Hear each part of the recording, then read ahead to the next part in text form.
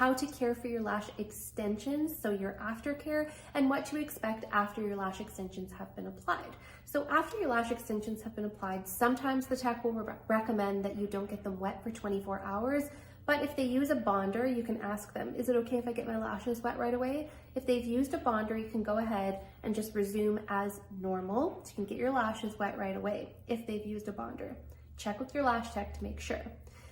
One of the things you're going to want to keep in mind with your lashes is that they do need to be washed. So while you're at the salon, you can ask for a Lash Safe Cleanser. I believe they sell them at places like Sephora as well. We sell a Lash Safe Cleanser at S Lashes, which is gentle, no added fragrance, no parabens, sulfates, none of that. Basically what you want to do is you want to wash your lash extensions every day. So when you're washing your face, you're going to do your extensions as well. So you're going to use a little tiny bit of that foaming lash cleanser, and with a cleansing brush, you're going to clean in between all of those lashes. So when you have lash extensions on, it's very important to clean them because they can tend to collect dirt, oil, everything like that. So cleaning them is going to make your lash extensions last longer, and it's going to prevent you from getting an eye infection. So it's very important that you actually clean your lash extensions. The next thing is the way that you sleep. So you want to be careful. If you're a face sleeper, it's not really ideal to have lash extensions. You can still get away with it, but some of them might move, twist, things like that overnight. So the best thing you can do is have a satin or silk pillowcase that's going to prevent the lashes from pulling as you're sleeping, if you sleep on your face or if you sleep on your side.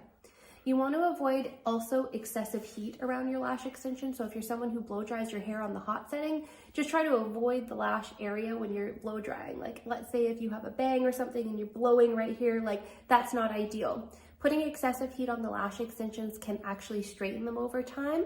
Another thing to avoid is things like lighters if you're a smoker, or opening the barbecue or opening the oven. Let the heat escape first before putting your face in, because you don't want to melt your lashes.